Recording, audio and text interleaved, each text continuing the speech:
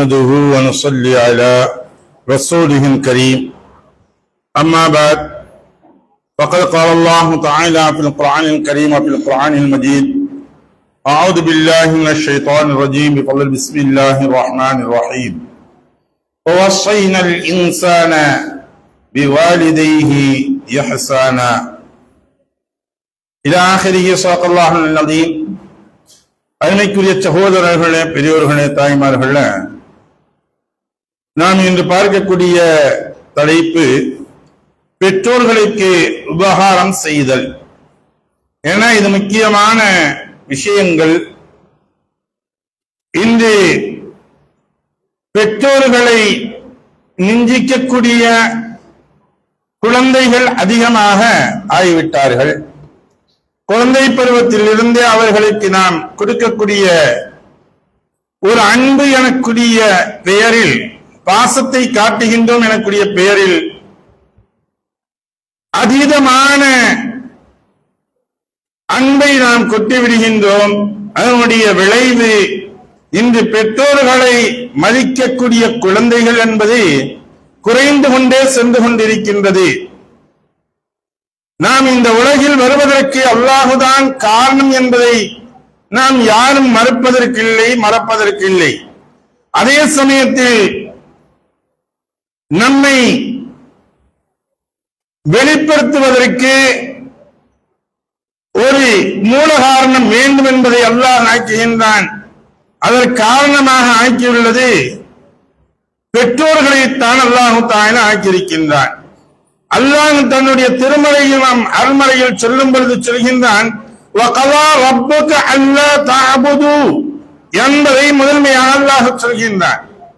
வகலா ரப்புக அல்லா தஅபுது, அல்லாஹ் தஆலாவை தவிர நீங்க என்ன செய்யாதீங்க, வேறு யாரையும் நீங்கள் வணங்காதீர்கள். நீங்கள் யாரையுமே என்ன ஆக்கிக்கிறாதீங்க, வழிபாடுக்கு நீங்கள் ஆக்கிக் கொள்ளாதீர்கள்.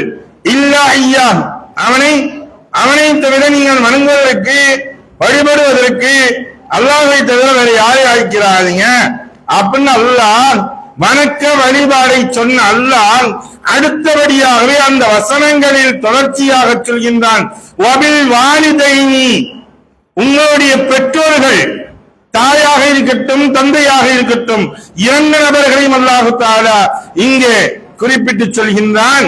இரண்டு நபர்களுக்கும் இஹ்சானா, நீங்க என்ன செய்யுங்க, நல்ல விவகாரம், அவர்களுக்கு நல்ல விவகாரமாக நீங்கள் நடந்து கொள்ளுங்கள், விவகாரம் செய்து கொள்ளுங்கள் என்பது அல்லாஹ் கட்டளை இடுகின்றான். அப்படியானால் அல்லாஹ்வை நாம் ஒருவன் என்பதாக அவனையே வழிபடுவதாக நாம் எண்ணிக்கொண்டவர்கள் அடுத்தபடியாக நாம் என்ன செய்ய வேண்டும், பெற்றோர்களுக்கு கட்டுப்படுவது என்பது கட்டாய கடமையாக இருக்கின்றது.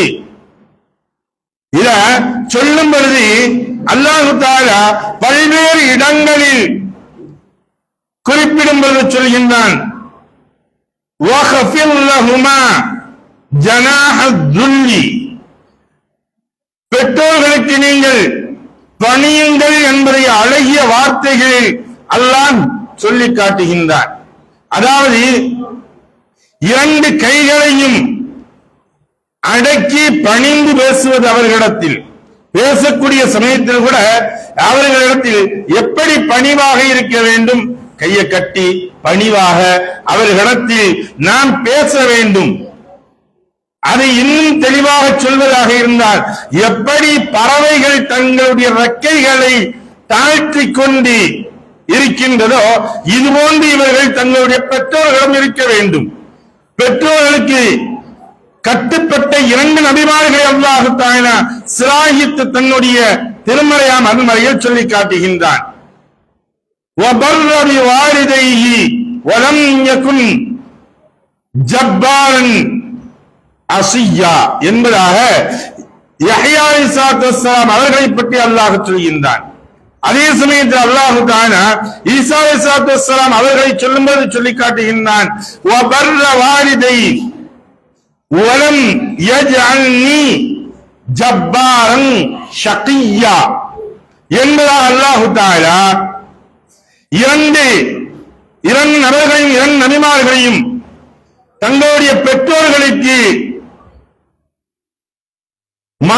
செய்யாமல் அவர்களுடைய உபகாரத்திற்கு அவர்களுக்கு உபகாரம் செய்து கொண்டிருந்ததை அல்லாஹு தஆலா சுட்டி காட்டுகின்றார். அதே சமயத்தில் யார் தங்களுடைய பெற்றோர்களுக்கு கட்டுப்படவில்லையோ அவர்களை நாம் அரவணைத்து செல்லவில்லையோ அவர்களுடைய சொற்களுக்கு நாம் கேட்காமல் இருக்கின்றோமோ அப்பொழுது அல்லாஹு தஆலா இந்த 3 விதமான குணங்களை அல்லாஹு தஆலா அவர்களிடத்தில் ஆக்கி வைக்கின்றான். ஜப்பாரு, சக்தி, ஷகியாகும் அசியாகும் அல்லாஹு தஆலா ஆக்கி வைக்கின்றான். என்னது?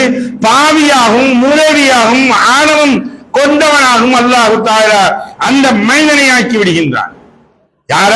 பெற்றோர்களுக்கு யார் கட்டுப்படவில்லையோ, பெற்றோர்களுக்கு யார் சிரமணியவில்லையோ இவர்களை ஒண்ணு இல்லைங்க.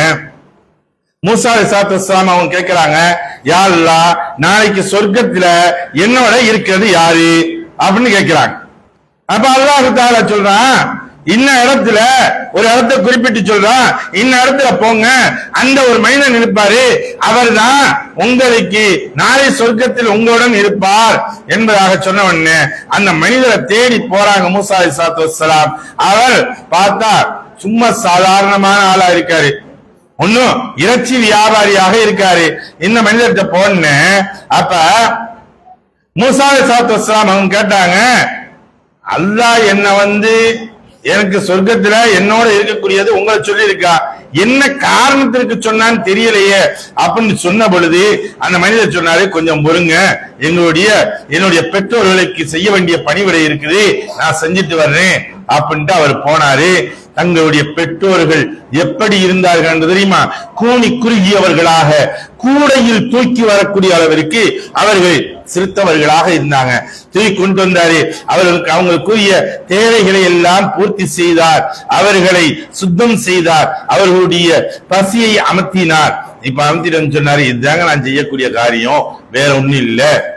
தங்களுடைய பெற்ற பிள்ளைகளை விட பாசமாக அவர்களிட்டால் என்றால் நான் போய் பார்ப்பேன், முதன்மையாக என்னுடைய பெற்றோர்களை நான் பார்த்து அவர்களுக்கு உபகாரம் நல்லுபகாரம் செய்தேன்.